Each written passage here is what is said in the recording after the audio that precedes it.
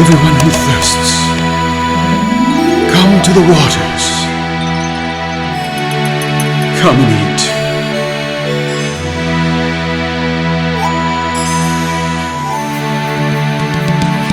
Listen diligently to me, and eat what is good, and let your...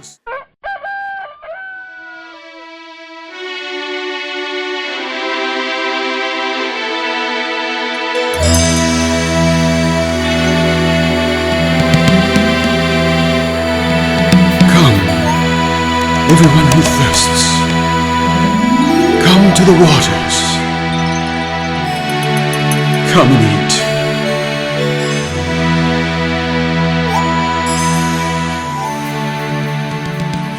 Listen diligently to me. I got a ton of things to teach about, and we got a ton of things to discuss during the Midrash.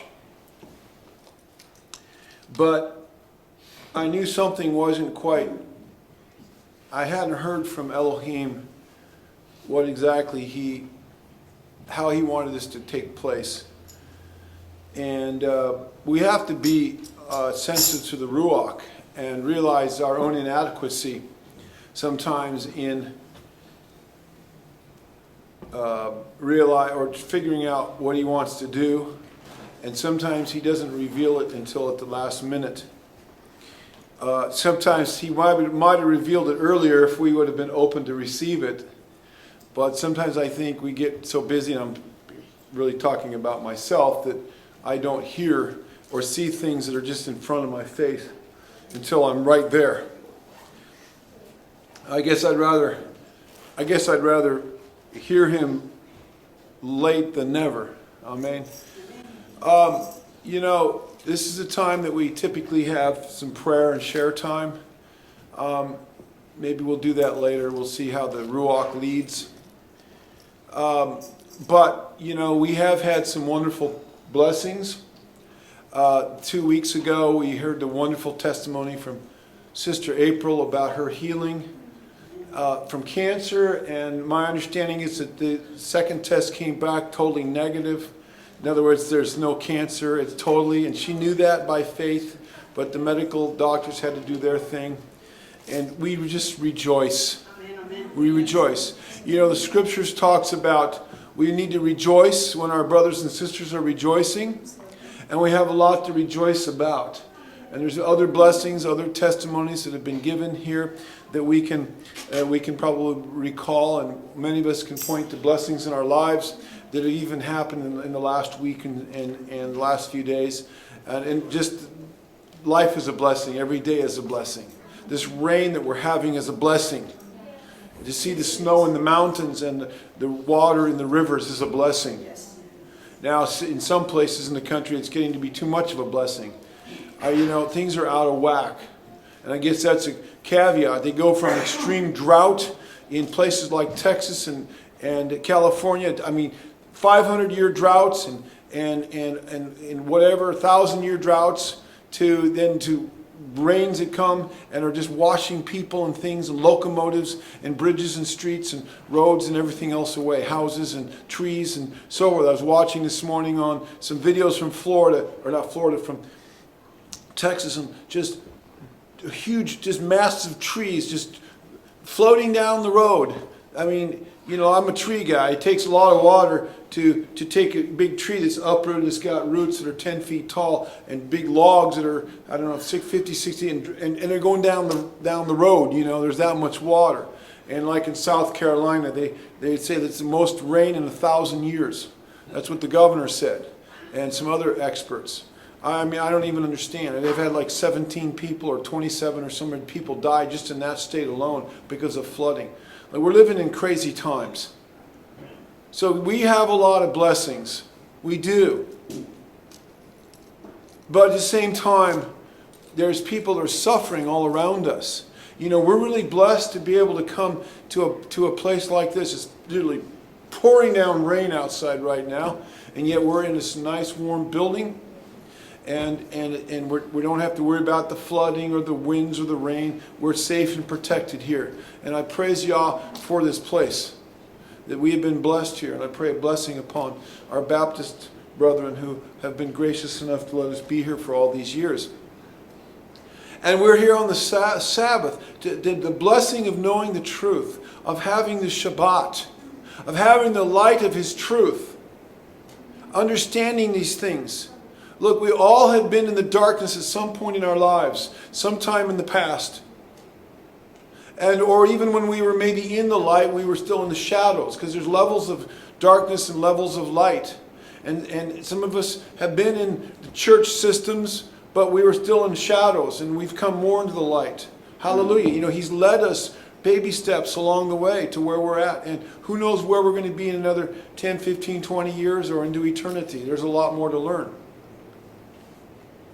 So we have a lot to be thankful for. But even in the midst of all that, there are people in our midst here sitting in this room today that are suffering and going through hell in their lives. And I cannot ignore that. That's why you yanked me around and said, no, you got to deal with this. Today of all days on Shabbat is a high or low, not call it high, low holiday of this culture, where they worship and celebrate the worst things in our society, going clear back into antiquity. The torture and the raping and the killing and the murdering of people, human sacrifices, and honoring the dead and honoring Satan, the devil, Hasatan, and all of his minions, and honoring all those people that worship the Mother Earth and worship the gods and the goddesses and all the demon spirits that are behind that.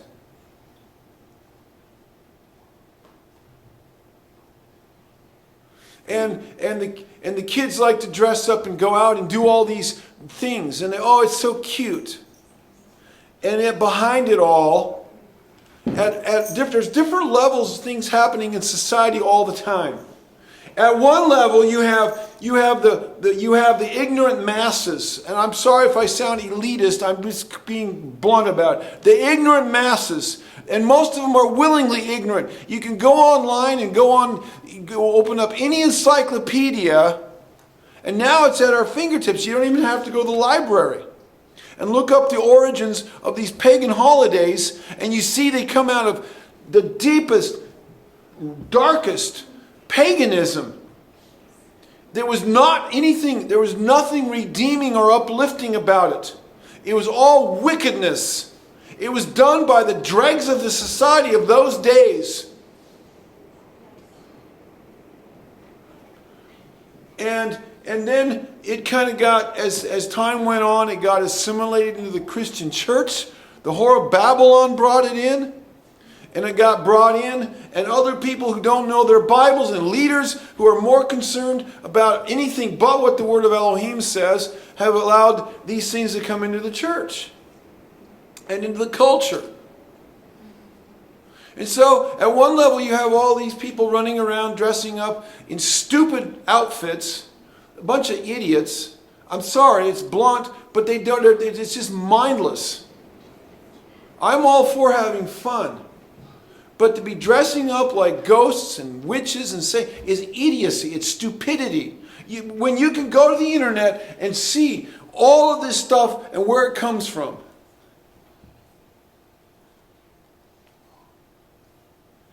That's at one level. At another level, there are human sacrifices going on. Children are being raped and being sodomized, all in the name of Satan. And brutalized. I've known this for 35 years. I've seen enough documentation and heard enough eyewitness accounts that there's truth to this. And we read about it in the Bible, making your children pass through the fire, Moloch. Do you realize in our day and age today, we have politicians from presidents on down, And I'm not going to get into details. They go to places in the forest at certain times of year and they worship Moloch. Do you realize that? Do you realize that? Most of you are in denial. You don't, or if somebody tells you this, you just think they're all cracked or whatever. You don't realize how evil it is. They call it Moloch, and they're there worshiping it, and they're doing mock sacrifices of humans. And who knows what goes on back further, 1,000 acres away on the same compound. I've read the testimonies and I've heard the testimonies. Leaders, presidents soon to be, bankers, politicians, actors and actresses. Not actresses, just actors. It's for men only. Those of you, I saw one person shaking their head. You know what I'm talking about. I'm telling you, this is just in one place. We could go on and on and on. As I've said before, I've forgotten more about this stuff more than most of you will ever know because I'm really well read. And I don't dwell on it. Look, I want to focus on what these songs were thinking. That's what these songs we were singing, beautiful songs. That's where our focus needs to be. So I'm not going to focus on the darkness. There's plenty of it out there. This is what we need. But there are people, I'm going to get back to this. There's people in our midst that are hurting because of this culture of death and darkness that we're living in. We're going to get back to that. We're not going to leave you hanging out there. This is what we want to focus on. We sang that beautiful song by whatever his name is. Beautiful song. The 23rd Psalm. I will dwell in the house of Yehovah forever. That is our hope. Thou preparest a table before me in the presence of mine enemies. Thou anointest my head with oil. Surely, my cup runneth over. Goodness and mercy shall follow me all the days of my life, and I shall dwell in the house of Yehovah forever. That's our hope. I don't care what you're going through. And I don't want to draw a spectacle to anybody here, but we've got people that are losing their marriages right now in this congregation. Some have lost their marriages because of faith issues and other issues. That's what Yeshua said. And I mean, look, marriage is tough. And especially in this day and age.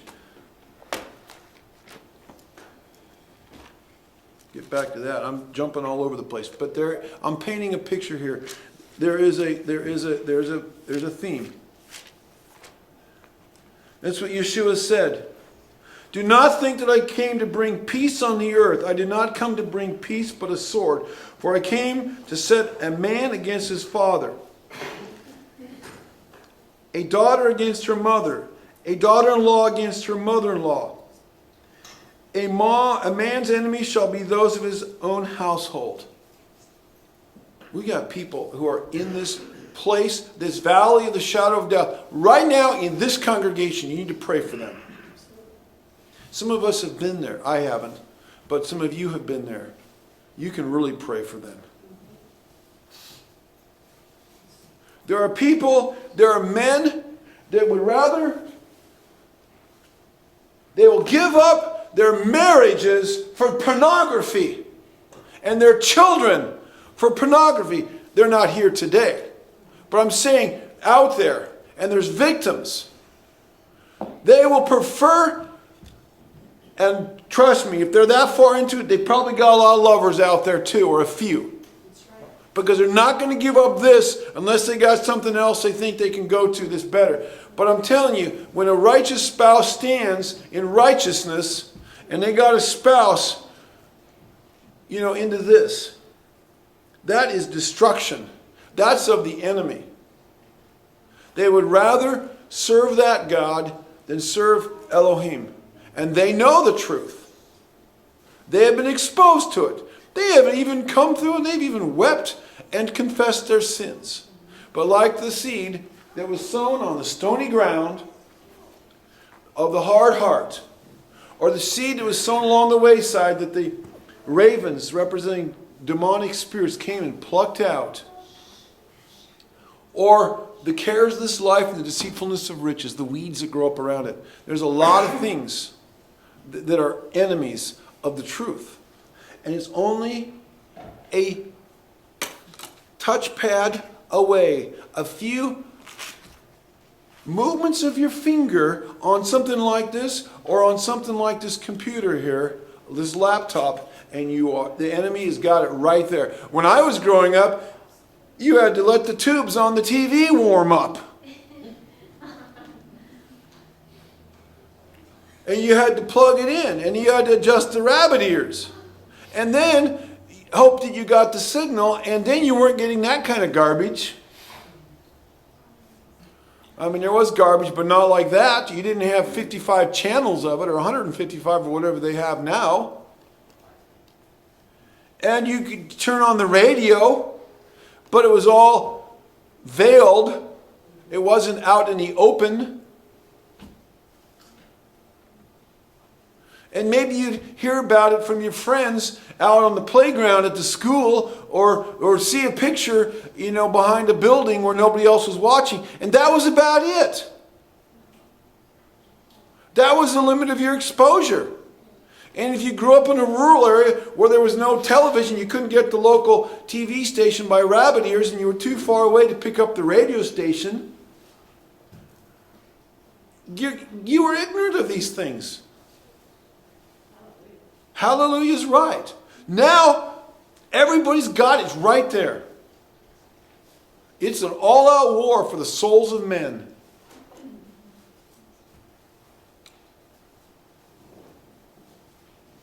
And the number one target is you and me, and it's our families and our marriages. Okay, let me go to the next thing.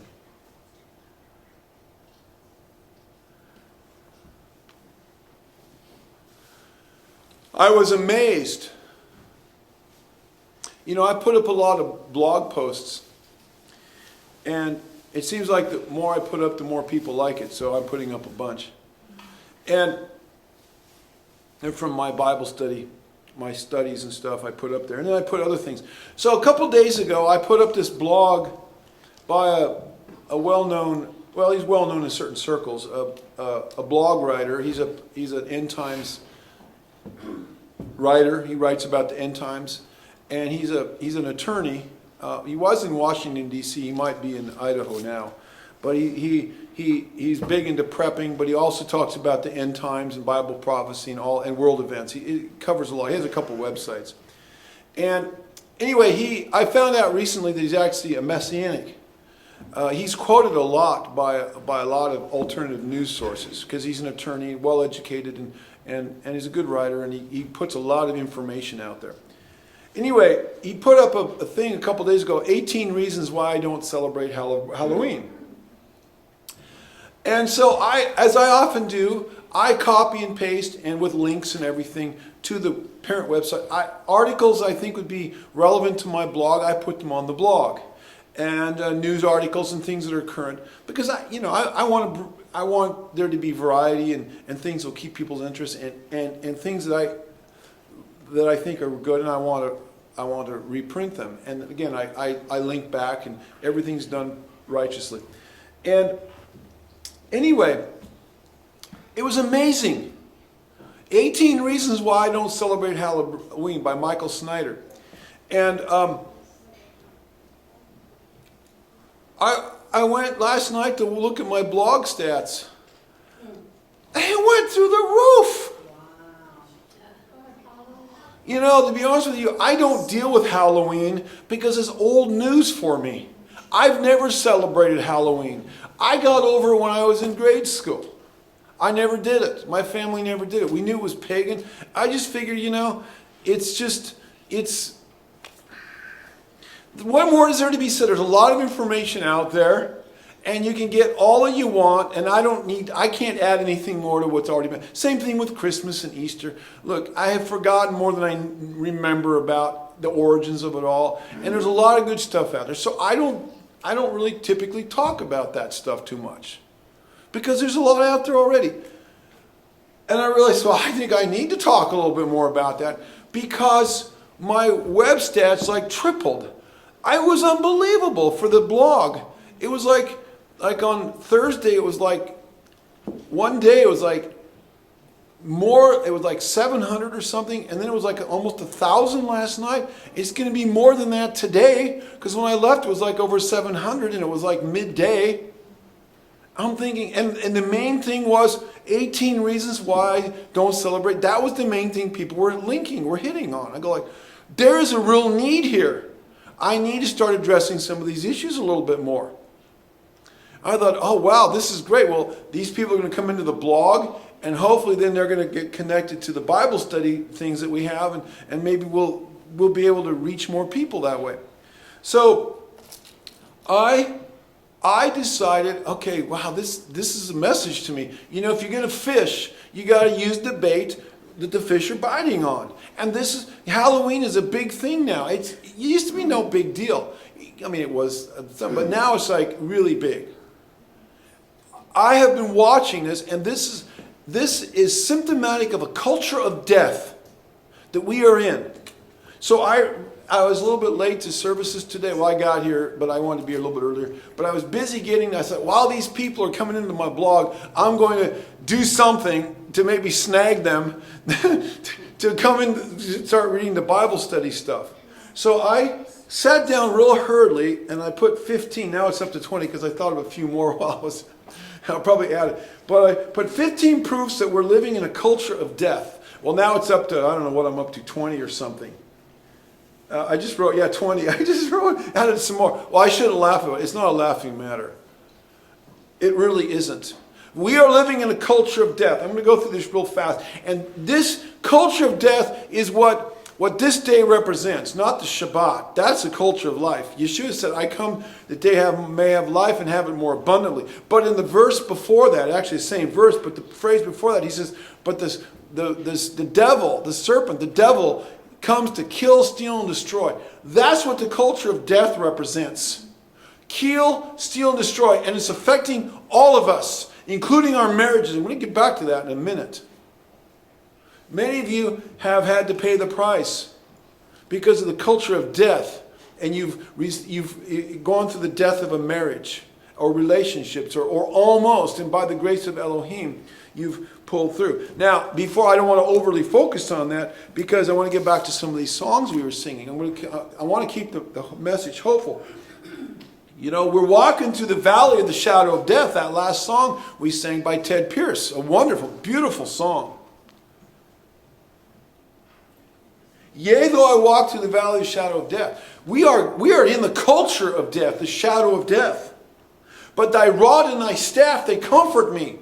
Those of you that are going through the culture of death, experiencing it, or maybe going through some things in your life, his rod and his staff, they will comfort you. Look, the rod, I'm a retired sheep farmer, sheep herder. But the rod is the gun. That was David's slingshot, or his club that he killed the lion with and the bear. Today it would be a gun, or whatever you happen to have, to kill the predator that wants to come in and steal a sheep. The staff is what you use to lead the sheep, to herd them. Keep them going in the right direction. You don't hit the sheep over the head with the staff. That's not what it's for. It has a crook in it, so you can kind of grab them, because they start to wander, you can bring them over and get them back in line as you're leading them to wherever they're supposed to go. So that's what he will do for us. And he will prepare a table for us in the presence of our enemies. It doesn't seem like it when we're going through it, guys. But you've got to keep your eyes on Yeshua. That's what the other song we were singing. Worthy is the Lamb. Worthy is the Lamb. Is this the one? Crucified. Beloved, crucified. You lift, high and lifted up. We cannot take our eyes off of the cross. That's the only thing that's going to get us through this. And it is Yeshua's death on the cross and his resurrection that defeated death, hell, and the grave. Don't ever forget that. When you're going through the hell of your own life, realize you can get through it by keeping your eyes on Yeshua. He went through it more than what all of us put together ever went through. I mean, he was Elohim in the flesh, and he put it all on the shelf and came to this earth and suffered the most excruciating. You can't even, the closest thing I've seen is that movie by Mel Gibson, The Passion of the Christ. I saw it once, and I was like, whoa. I mean, that's just, I watched it once, and that was it. You know, chunks of flesh flying off, and this area of blood that's about 30 feet in diameter as he's being brutalized with the cat of nine tails. If you know what a cat of nine tails was, I mean, I don't know how anybody could survive that. You'd bleed to death. He was more of a man than I'll ever be. Unbelievable. But it's our focus on the cross. If you could go through this for me, I can go through for you what you went through for me, and I can endure what I'm going through, and I will come out the other side. Rachel and Joe and others of you that are going through things right now. And maybe there'll be redemption out of it, or maybe you just have to move on. I don't know. I don't have the answers. That's where you have to find Him leading you. And some of you others have barely hung on to your marriage, you know, like you guys. And like all of us, we've all been through it. Anybody tells me they've never had a fight in their marriage, and they never had, I think they're liars, or maybe they just forgot. And that's great. I'm glad they have such a happy marriage now that they forgot. You know, that's nice. But you try to put two people together, you come from different backgrounds, different genetics, different this and different that and whatever, and try to make one out of it. It's not easy, especially in this culture when everything is trying to destroy marriages and family. And we get back to this culture of death thing in a minute. Hallelujah. There you go. High five each other. There you go. You're victorious. And we're all victorious. I don't know what that is. I'll let the engineer figure that out. But there are casualties along the way. But Yah will provide a table before you in the presence of your enemy and give you something better. Whatever that might be. And I'm not saying it's necessarily a new spouse. Maybe so, maybe not. But you will have something better. If that's what His will is. So, worthy is the Lamb seated on the throne. He's up there. He defeated all these things, and He's up there on the throne, interceding for us. And therefore His grace, He bore it all for us. Wash me in His cleansing flow, His forgiveness and His embrace. Worthy is the Lamb seated on the throne. Crown you with many crowns. Victorious, high and lifted up. We are seated with Him in heavenly places. It doesn't always sound like that or feel like that when we're going through it ourselves, our own personal hell. But we cannot take our eyes off of Yeshua, even for a minute. Otherwise, we will become a casualty. We will get sucked into the morass of it all, and the degradation, and the depression, and the sorrow and the sadness of it all, and we will get sucked right on down the drain, along with everything else. But that's not what we have been called to. It's really tough. This other song here. I was singing, I will celebrate. It's really hard to celebrate when you're going through it. And I'm looking out here and I'm seeing, a lot of people have been through a lot of things. But there is another side, and there is a light. And joy, His joy is our strength. And sometimes in the deepest sorrows and the times when it's the rough, that's when that little light, that little thing down there in the gut, that little joy, that little... it might just be a word, it might be a verse, it might be a hope, it might be just something. All of a sudden it springs up, and that's that little light down there at the end of the tunnel. And it's not the train coming to run you over either, as you're in the. But it's the hope, okay? It's that light down there. It's where He opens up a door where you were back in a box canyon, and there didn't seem to be a door. All of us have testimonies where Yeshua has come through in these times for us. And some of them have been big things, some of them have been little things. But nonetheless, we have testimonies. And that's one of the things that keeps us going forward in our spiritual walk, in our faith, knowing that He will be there. And this world and all that it has to offer does not have the answers. It doesn't. There's no answers out there in the world. Who else have we to turn to? Buddha? Joseph Smith? Krishna? The Dalai Lama?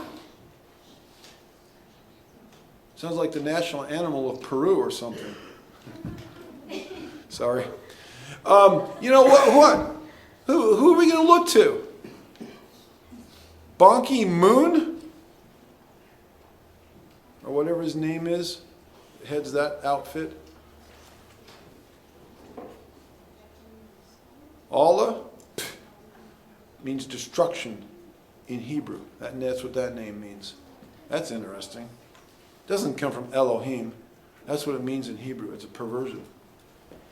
No, we have Yeshua, and we can celebrate. And when we're in the midst of our darkness, there doesn't seem like much to celebrate. And then all of a sudden, the page is turned, the light switch is turned on, something happens, all of a sudden we see one little thing, we see from a different perspective, and all of a sudden it turns the whole picture on. You know what I'm talking about?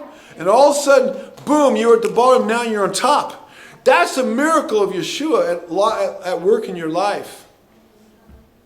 And when you go through those hard times, you're going to look back and you're going to say, and we've all been in and say, you know, it was hell going through that, but I'm a better person for it. And I know His love and I'm closer to Him. If you do not let it overcome you and let it become a casualty and don't let it steal your faith, you will come out on top and you will then be strength to others.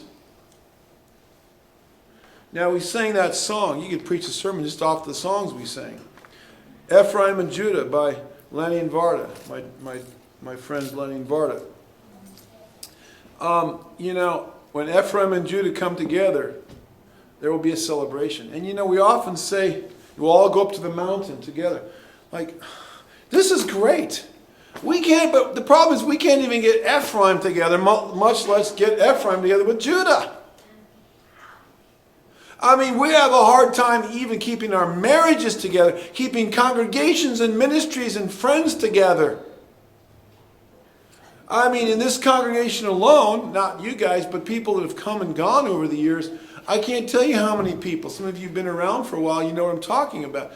But I mean, people have left because they're knitting a knot about something. We're not talking about anything major. They got offended about this or about that, or because somebody said this or somebody didn't do that or whatever. And then it's just an excuse to go out there and live like the devil. That's all it is. You read about them on Facebook later on and other social media. You find out they're profaning the Sabbath and they're not fellowshipping with anybody, and they're going off following all the paganism. They're back into the dog returning to its vomit, as Peter says. Was that Peter? I think it was Peter. 2 Peter 2, somewhere in there. So, culture of death. Make no mistake about it. We are in a culture of death. Let me read what I wrote. Let me pull my computer over here a little closer so I don't want to get too... Here we go. We'll just do it this way. The West has given itself over to a culture of death and self-destruction. This is what I wrote this morning, or this afternoon. The signs are around us and have been evident for decades, for several decades now.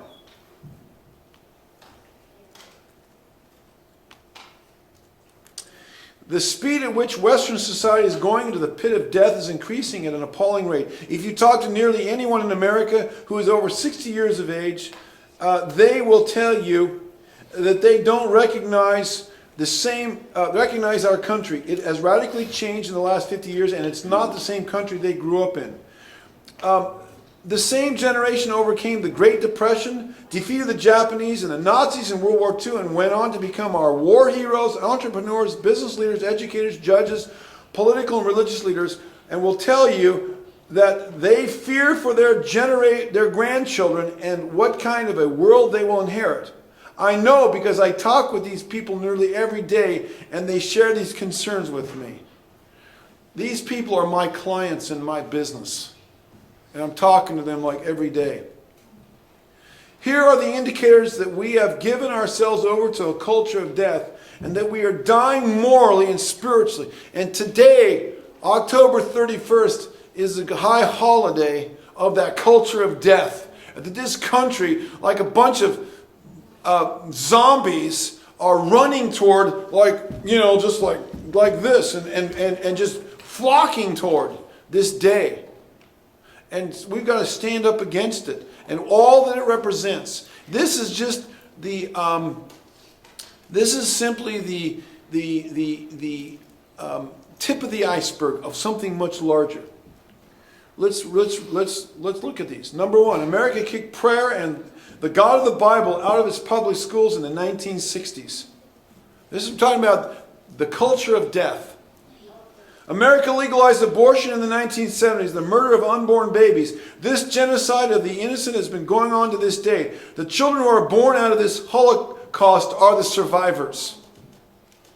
Number three, the exponential growth of the federal government so that every aspect of our lives is controlled and regulated, making it more difficult to keep your money, start and run a business successfully, and to live your life freely and independently of governmental controls, oversight, and strangling restrictions. This is death.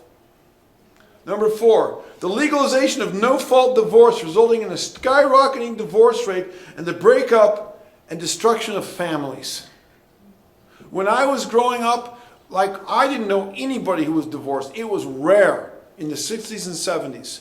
The legalization of some drugs that were once illegal, causing a further breakdown of our society morally. Number six, America is turning its back on its moral and spiritual foundations and its increasing hatred for everything that is biblical or Christian. The rise of anti-Christianism is becoming increasingly blatant. You have to forgive me, but I'm editing my computer here. No matter how many times I go over this, I always find typos. It's becoming increasingly blatant in all areas: judicial, educational, governmental, entertainment, and everywhere else in our culture. Number seven, the amazing rise in the celebration of and preoccupation with pagan and death-oriented holidays like Halloween. The rise in interest in the occult, witchcraft, and Satanism. The rise in popularity of body mutilations like tattoos, body piercings, cuttings, and other forms of self-mutilation is now considered art.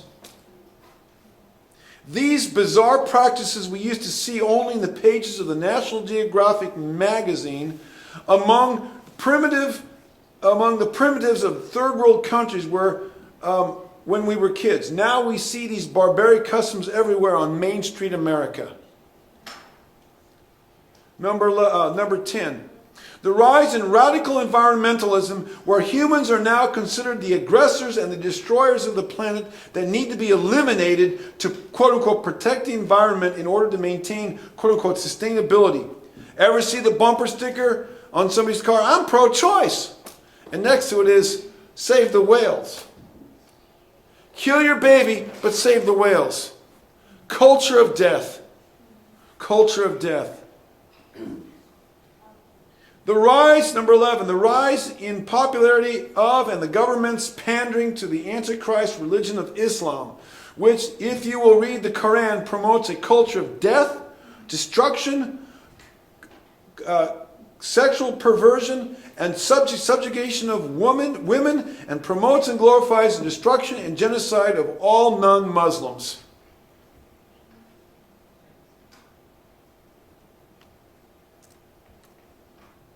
Number 12, the government's failure to protect our national borders, thus allowing a tidal wave rise in the illegal immigration into our country that is destroying our nation socially and economically.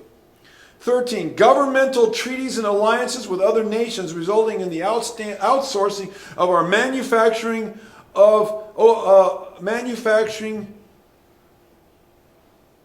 overseas, thus killing jobs in America. This is economic death. Okay, number 14. The U.S. government sending our soldiers into pointless and destructive wars overseas, thus causing mayhem and destruction there, and at the same time killing our young men needlessly and destroying us economically because of the war's expenses. America's fascination with zombies. I don't get it. It's sick. Number 16, the popularity of video games that portrays death and destruction. Shame on you kids that are involved in video games that involve death and destruction. Shame, shame, shame. It does not glorify Elohim. And don't say that it's just for entertainment. There's a lot of good things you can do for entertainment, including good video games. You don't need that stuff. Number 17, out of the pit of moral degradation, the rising up of homosexuality and other sexual perversions. This is the destruction of the family, marriage, morality, and will ultimately bring about the death of the human race. Make no mistake about it, the rise in homosexuality if it were to continue, is the death or the decline of the human race, because they can't procreate, and they're destroying the family along the way. The rise in human trafficking. The destruction of our children, number 20. The destruction of our children through physical abuse and sexual exploitation. It is the disappearance of children, the kidnapping. It is something that the media keeps a lid on. But the statistics are out there. Every year, tens of thousands of children disappear. And they're brought into human trafficking, sexual exploitation, pedophilia at high and low and high levels of our government. We got the ex-speaker of the House right now being fined, and that is the tip of that iceberg. He was part of a much larger sex scandal involving underage children, and especially boys. And you remember a few years ago when he was the Speaker of the House, the sex scandal that the media kept a lid on until, I don't know if it was the Washington Times or one of them blew it, and it came out. The Congressional Page scandal. That was all about. This is back, I don't know, some years ago, but that was about sex, pedophilia among our congressmen and the people in our government in Washington D.C. And they kept a lid on that, but some of it leaked out, and there's a lot of documentation on that, and a lot of video documentaries that were made to be put on TV, and were listed in TV Guide. I know of at least two that were listed in TV Guide to be aired on the major networks, and at the last minute they were yanked and bought off and paid off, and then copies were pirated out, and now you can watch them on YouTube, but on TV Guide, if you go back and look, and some of those, they still have them, they were going to be aired, and they exposed these scandals, and they were yanked at the last minute because of the powers that be. There is so much of this, it's sickening. Our young people being exploited. And then, I just thought of this one. I know we could probably think of some other, but the rise in the welfare state. Look, welfare is there to help people who are genuinely in need, and there are people that really need it. People that are too sick, they can't work. People that are too old. People that have, gross, terrible physical disabilities, and they're not able to do certain things. People maybe that have mental issues, I don't know. But there are I would say probably the vast majority of people that are on welfare of one kind or another don't need to be there, and are there because they're looking for, they're lazy, and they're an easy way out. And that is the destruction of the work ethic, and destruction of the family, destruction of morality, and that's also destroying us economically. Between that and our rampant militarism, it's killing us. Now, I'm sure there's many others I probably forgot. These are just ones that came off the top of my head real quickly. The point is, we need Yeshua. As I was praying at the beginning, and I want to hear your thoughts on this too. That's why I put that microphone here, because I'd like to get some thoughts on this. I'm kind of on it. This is burning in my, like fire, like Jeremiah said, like fire shut up in my bones, so I need to get it out. But I'd be curious if some of you would like to add your thoughts on this, and maybe we'll record it. But I'm reminded back, I was reading in Judges today, and we were praying about this at the opening prayer. Judges chapter 2. You know, the children of Israel learned a big lesson at the golden calf incident, and they learned another big lesson when they went up, the spies went up to Israel and went up to Canaan and brought back an evil report, and they had to wander in the wilderness for a total of 40 years, another 38 years. And they remained pretty faithful. Okay, they mumbled and grumbled and complained along the way, but they remained pretty faithful to Yah all the way up to that point, and through the death of Moses, and through the death of Joshua, and through the death of the elders who worked with Joshua.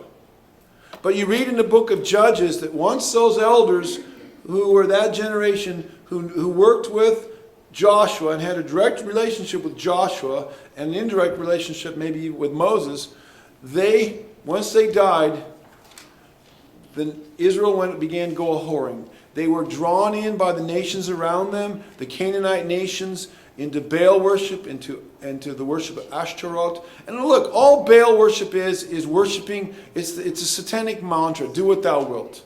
If it feels good, please do it. That was the secular humanist hippie mantra of the 1960s. It's the same thing. It's the mantra of secular humanism and of telling Elohim to take a hike. And that's all that is. And so every man did what was right in his own eyes. This is what is stated in the book of Judges. That's basically do what thou wilt. And so judgments came. They went a-whoring after other people. You read in Judges chapter 3, they began to intermarry. Let me read that here. So the children did evil, verse 7. Oh, let's go back to verse 5. Thus the children of Israel dwelt among the Canaanites, the Hivites, the Amorites, the Perizzites, the Hivites, and the Jebusites. See, they were supposed to kill them all off, but they didn't. And they took their daughters to be their wives and gave their daughters to their sons, and they served their gods. Oh, it's tough. You know, when you're a young person and you can't find anybody to marry. Now, I don't know what their problem is, because there were millions of Israelites. They should have been able to find somebody. But they were drawn aside by their dad was a whatever. They didn't want to hear what their parents had to say, and the grass is greener on the other side, and they went over and found a gal or a guy over here, and next thing you know, they got drawn into these things. And they began to serve their gods. Yeah, they began to keep Christmas and Easter and Halloween and eat pork and have a Christmas tree in their house and all these things, serve these other gods and these kinds of pagan things. Verse 7, so the children of Israel did evil in the sight of Yehovah. They forgot Yehovah, their Elohim, and served the Baalim, the Baals, and the Ashtaroths. Therefore the anger of Yehovah was hot against Israel, and he sold them into the hand of Cushan Rishathaim, king of Mesopotamia. And the children of Israel served Cushan Rishathaim 8 years. When the children of Israel cried out to Yehovah, Yehovah raised up a deliverer for the children of Israel, who delivered them. Othniel, the son of Kenaz, Caleb's younger brother. So this is Caleb's nephew. The spirit of Yehovah came upon Othniel, and he judged Israel, and he went out to war, and Yehovah delivered Cushan Rishathaim, king of Mesopotamia, unto his hand, and his hand prevailed against Cushan Rishathaim. I guess by the time I get all these, I end up pronouncing it correctly. So the land had rest for 40 years. And then Othniel, the son of Kenaz, died, and then the children of Israel sunk back into spiritual declension again. My prayer is, and our prayer should be, Yah raise up Othniels and Ehuds and Deborahs righteous people that you anoint in a special way with the Ruach HaKodesh. I don't know who those people are. Maybe it'll be some of us. I don't know, or some of you. But we need those people. And we can all be those kind of people in our respective areas wherever He's placed us. Let us be like an Othniel who had godly, righteous parents and grandparents and so forth, or at least his uncle was Caleb. And let us be these kind of people that will take a stand, and Yah can use, whatever situation it is, whether you're going through the enemy's attacking you in your marriage, in your job, in your finances, in your family, in your health, whatever it may be. I want to encourage you to stand strong. Keep your eyes on Yeshua. He will be your rod and your staff that will comfort you as you go to the valley of the shadow of death. And He will prepare a table before you in the presence of your enemies. And this life is short. This life is short. Before you know it, it will be over. And then you will have eternity. So whatever we're going through in this life, as tough as it may be, this is our classroom. These are tests that we have to pass. And if we pass these tests, then He promises to give us 30, 60, 100-fold, well beyond anything that we were willing to give up for Him. In fact, let me read that. Well, we could read several things here, but here it says in Matthew 10, "He who loves father or mother more than me is not worthy of me, and he who loves son or daughter more than me is not worthy of me, and he who does not take up his cross and follow me is not worthy of me. He who finds his life will lose it, but he who loses his life for my sake will find it." And blessed are you when they revile you and persecute you and say all kinds of evil against you falsely for my sake. Rejoice and be exceedingly glad, for great is your reward in heaven. So they persecuted the prophets who were before you. So, we have people who have gone before us. It can be our encourager and our strength. And we have a great cloud of witnesses. Don't be discouraged. But keep your eyes on Yeshua, and you will get through it. Amen. Seek the Lord while He may be found. Call upon His name. He is near. He is near. He is near. Yeshua Hashem behimatzov keravu yoto karov karov yasov rasha darko veishavem machshevotav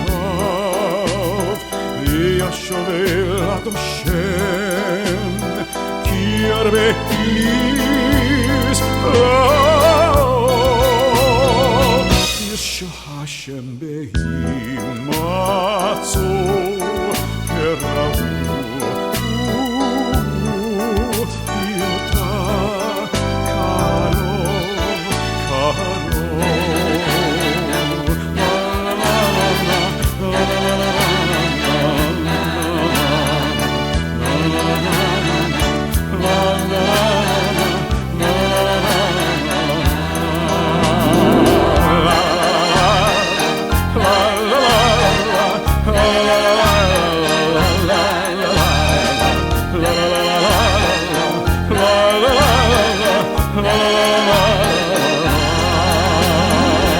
Seek the Lord while He may be found.